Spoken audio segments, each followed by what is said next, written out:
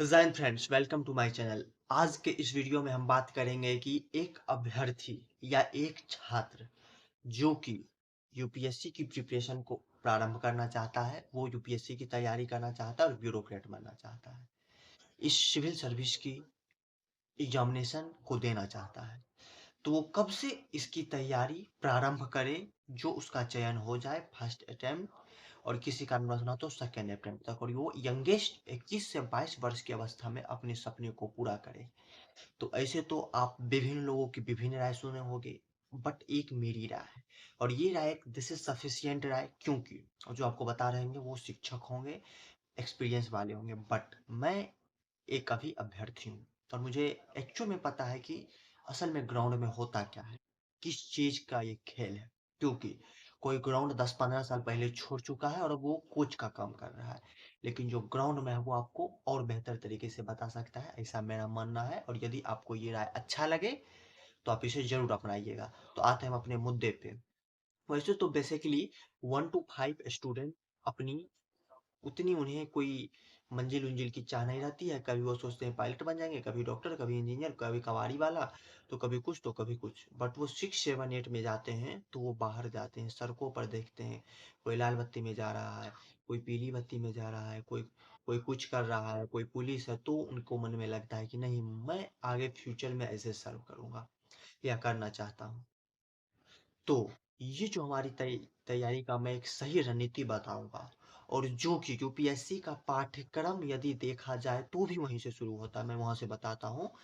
बात को ना घुमाते हुए, मैं 6वीं क्लास के यदि आप एस्पेरेंट हैं, यदि आप 6वीं कक्षा में पढ़ते हैं, तो आपके लिए क्या रणनीति अभी से आप करें। यदि 7वीं में पढ़ते हैं, 8वीं में पढ़ते हैं, 9वीं, 10वीं, 11वीं, 12वीं, 12वीं पास आउट हैं, ग्रेजुएशन कर रहे हैं, ग्रेजुएशन कर चुके हैं, तो मैं सबों के लिए ऑल इन वन वीडियो है। तो सर्वप्रथम हम 6वीं वाले पे बात कर लेते हैं कि जो 6वीं में पढ़ते हैं उनके लिए क्या करना है। यदि आप 6वीं कक्षा में पढ़ रहे हैं तो अभी आपको बेसिकली कुछ भी नहीं करना है। आपके कक्षा में जो भी बुक्स हैं एनसीईआरटी की, उनका सामान्य तौर पर अध्ययन करना है और ईमानदारी से अध्ययन करना है। क्योंकि जब आप इस प्रिपरेशन में आओगे, चाहे आप ग्रेजुएशन के बाद आओ, ग्रेजुएशन से पहले आओ, आपको एनसीईआरटी जो उठानी पड़ेगी वो 6 से 12 तक की कंप्लीट करनी ही पड़ेगी, तभी आपका कुछ बेसिक्स क्लियर हो पाएगा। और ये बेसिक्स बहुत सारे एस्पिरेंट, जैसा कि मैं भी, कि मैं 6 से 10 तक उतना ह्यूमैनिटीज़ पे ध्यान नहीं दिया और 11th 12th science physics chemistry math से कर लिया और ह्यूमैनिटीज़ का बैकग्राउंड पूरा जीरो था, तो उससे मुझे भी बैकग्राउंड बनाने में टाइम लग रहा है और आगे भी कुछ टाइम लगेगा। तो ये गलती आपको नहीं करनी है। यदि आप 6वीं कक्षा में पढ़ रहे हो, 7वीं में पढ़ रहे हो, 8वीं में पढ़ रहे हो, 9वीं में पढ़ रहे हो, 10वीं में पढ़ रहे हो, उनके लिए, यदि आप 6 to 10 में हो, तो उनके लिए एक ही रणनीति है। वो जिस कक्षा में पढ़ रहे हो, 6वीं में, 7वीं में, 8वीं में, 9वीं में, 10वीं में, वो अपने कक्षा के एनसीईआरटी के बुक को, खास करके ह्यूमैनिटीज को, ह्यूमैनिटीज किसे कहते हैं तो हिस्ट्री, ज्योग्राफी, पॉलिटी, इकोनॉमी, इसे ह्यूमैनिटीज कहते हैं। और इकोनॉमी आपका 9th से शुरू होता है, तो हिस्ट्री, ज्योग्राफी, पॉलिटी 6 to 8 में भी है। तो आप उसे हर हाल में अच्छे से समझे, बुझे, पढ़े, याद करे, रिवीजन करे। और यदि जो 7th में है, उनको क्या लगेगा, बुक तो होंगे ही, नहीं होंगे तो अपने किसी जूनियर से मांग लीजिएगा और 6वीं का ख़त्म भी कर लीजिएगा। कोई 8वीं में है तो 6वीं 7वीं दोनों का ख़त्म कर लीजिएगा, बट एनसीईआरटी आप जरूर कमांड कीजिएगा। यदि आप 6 to 10 में पढ़ते हैं, अपने बोर्ड एग्जाम पे पूरा फोकस करें, और यदि आप यूपीएससी के लिए अलग से कुछ करना चाहते हो तो वो एनसीईआरटी को ख़त्म करें।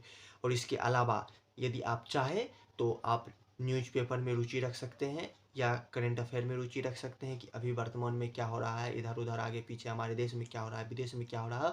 तो इसके लिए पीडब्ल्यू सुमित सर की एडिटोरियल आती है, आप उस एडिटोरियल को, जो कि आसान भाषा में रहती है, स्क्रिप्ट इंग्लिश में रहते हैं बट वो समझाते हिंदी में, आप उन्हें देख सकते हैं। तो ये हो गया।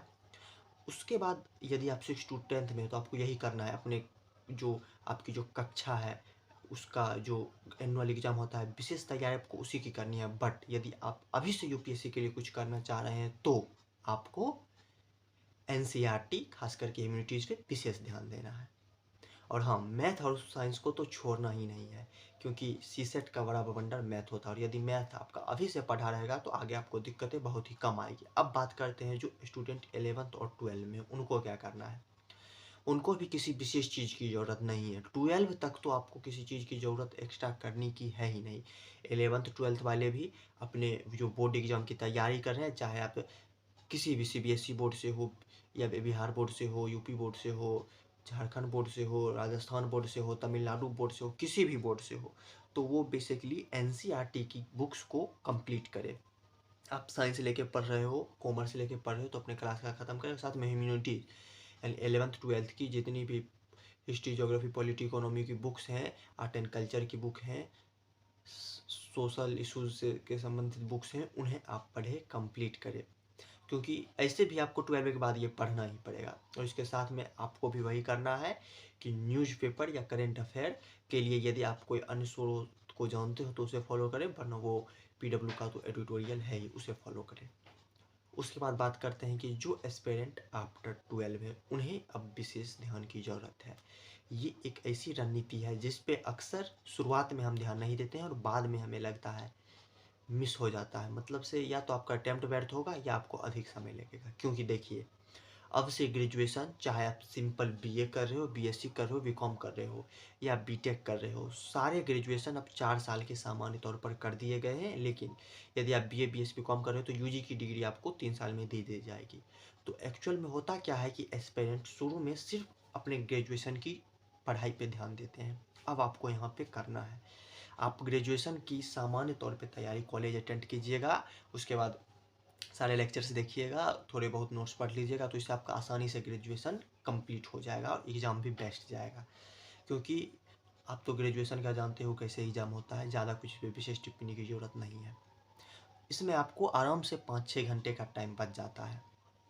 तो बहुत सारे एस्पिरेंट इन 5-6 घंटों में मस्ती करते हैं, तफरीह करते हैं, दोस्तों के साथ घूमते हैं, चाय पार्टी नाश्ता इत्यादि करते हैं, गाना बजाना सुनते हैं, मस्त रहते हैं। लेकिन यदि आप यही 5-6 घंटे 7 घंटे के टाइम का सदुपयोग करते हो और इसे अपने यूपीएससी की तैयारी में लगाते हो, पहले एनसीईआरटी तो आपकी 6 to 12 तक पढ़ के आए हो, कंप्लीट भी, और यदि नहीं भी है तो अभी कंप्लीट कर लोगे 6 महीने साल भर के अंदर। और उसके बाद क्या करना है, उसके बाद आपको जब आपका को टाइम मिलेगा 4-5 घंटे, क्योंकि यदि आप कॉलेज कंपलसरी कर रहे हो तो कॉलेज करोगे, सुबह में 2-3 घंटे का टाइम निकाल लोगे, फिर शाम में 2-3 घंटे का 5 घंटा हो गया। जैसे सुबह में 6 से 9 पढ़ लोगे, शाम में आओगे तो फिर 7 से 10 पढ़ लोगे, निकल गया टाइम 6 घंटे का। और यदि आप कॉलेज रेगुलर नहीं कर रहे तो फिर तो आपके पास टाइम ही टाइम है। और जो रेगुलर कॉलेज कर रहे हैं, शनिवार रविवार 2 दिन टाइम का वेटेज बढ़ा देंगे। तो ध्यान दीजिएगा, इसमें आपको क्या करना है। इसमें आपको सर्वप्रथम तो एनसीईआरटी यदि आपकी कंप्लीट है तो बहुत अच्छा। उसके बाद स्टैंडर्ड बुक को उठाए, पॉलिटी के लिए लक्ष्मीकांत, मॉडर्न हिस्ट्री के लिए स्पेक्ट्रम, और उसके बाद इकोनॉमिक्स के लिए आप नितिन सिंघानिया या आप जो भी बुक जानते हो उनको, रमेश, शायद रमेश सिंह की एक बुक भी आती है, आप उन्हें प्रेफर कर सकते हो। ज्योग्राफी के लिए 6 to 12 एनसीईआरटी बहुत ज़्यादा बेस्ट है। और फिर एंशियंट हिस्ट्री के लिए आर एस शर्मा सर की आती है बुक 11th वाली, मेडिवल के लिए सतीश चंद्रा। ये सभी बुक आप स्टैंडर्ड बुक को उठा के पढ़े और अपने ज्ञान के स्तर को बढ़ाएं। और यदि आप यहीं चाहे तो किसी कोचिंग को भी ज्वाइन कर सकते हो आप अपने समझ से। तो यदि आप इस वे में प्रिपरेशन अभी से प्रारंभ करते हो तो आप 21 से 22 वर्ष की अवस्था में पक्का आईएएस, आईपीएस, आईएफएस, आईआरएस जो भी आपका गोल है आप उसे अचीव कर लोगे। लेकिन स्टूडेंट गलती क्या करते हैं, वो ग्रेजुएशन के बाद तैयारी करते हैं, जिस वजह से या तो उनका अटेम्प्ट व्यर्थ होता है, ये 24-25 की उम्र में बन पाते हैं, जैसा कि एवरेज अनुपात देखा गया है। मेरा मानना है कि यूपीएससी, कोई बोलेंगे 1 साल की, कोई बोलेंगे 2 साल की, मेरे अनुसार यूपीएससी की 3 साल की तैयारी है। यदि अपवादों को छोड़ दे तो आप ऑन एवरेज जब रिजल्ट निकालोगे तो सभी को 1.5 साल सिलेबस खत्म होने में लगता है। किन्हीं का फर्स्ट अटेम्प्ट में हो गया तो उन्हें भी 1 साल प्रिपरेशन एग्जाम किया, उसके बाद ये 2.5 साल लगा। बट किन्हीं का सेकेंड में निकलता है, किन्हीं का थर्ड में, तो किन्हीं को 4-4, 5-5 साल, 7-7, 8-8 साल भी लगते हैं। तो ऐसे में आपको क्या करना है कि आप जो 4 साल ग्रेजुएशन के बाद का टाइम निकालोगे, आप का 20-21 में ग्रेजुएशन कंप्लीट होगा, 24-25 में जो बने होंगे, और वही यदि आपकी जब 17-18 साल है, तो यदि आप अभी प्रिपरेशन करके मौके पे चौका लगा देते हो तो आप तो यंगेस्ट आईएएस आईपीएस बन जाओगे। क्योंकि 4 साल की यूपीएससी की तैयारी है, सभी को 4 साल लमसम लग ही जाते हैं, अपवादों को छोड़ दे। आपको भी 4 साल लगेंगे तो उसमें चिंता की कोई बात नहीं है, हम शुरू से ही 4 साल दे देंगे, आसानी से क्लियर हो जाएगा। और ध्यान रखिए, यूपीएससी की तैयारी मिला जुला कर 4000 घंटे की है। इसे 3600 सामान्यतः माना जाता है, लेकिन 4000 घंटे की है। चाहे आप 8 घंटे पूरा के 4000 घंटे जल्दी पूरा है, 10 घंटे पढ़ के या 6 घंटे पढ़ के। तो आपको यही करना है यदि आप ग्रेजुएशन में पढ़ रहे हो, 12th पास आउट। और यदि जो ग्रेजुएशन भी कर चुके हो तो उनके लिए क्या है, तो आप तो फिर आपके पास ग्रेजुएशन की डिग्री भी है, आप बिंदास होके पढ़िए। आगे कोई एमए करना चाहते हैं या कोई अलग से कुछ और करना चाहते हैं तो वो अपना कर सकते हैं। इसके साथ साथ बिंदास होके पढ़िए। जिस दिन आपका तैयारी कंप्लीट हो जाए और मेंस के उत्तर आप बिना सोचे लिख दें, प्रीलिम्स के क्वेश्चन अचानक से आपके पास प्रश्न आप सॉल्व करने लगे, उस दिन से फॉर्म भरे और अपना अटेम्प्ट दे और प्रिपरेशन बेस्ट करते हुए यूपीएससी को क्रैक करें। बस यही रणनीति थी। शॉर्ट्स में मैं समरी दे देता हूँ। यदि आप 6 to 10 के बीच हैं, सॉरी यदि आप 6 to 12 के बीच है तो उन सब के लिए एक ही रणनीति है, वो अपने बोर्ड एग्जाम की तैयारी करें, ज़्यादा तामझाम में ना फंसे। और यदि वो फंसना भी चाहते हो यूपीएससी के लिए तो आप अपने एनसीईआरटी खास करके ह्यूमैनिटीज़ के सब्जेक्ट्स को कंप्लीट करें, साथ में करंट अफेयर पढ़े। इसके अलावा उनको कुछ भी नहीं करना है अभी।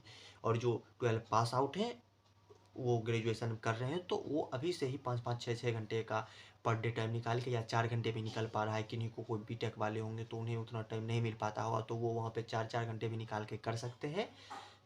और कोई ग्रेजुएशन पास आउट है तो उनके लिए तो वो बिंदास है, वो जितना जल्दी प्रिपरेशन कंप्लीट कर सकते हैं कर ले।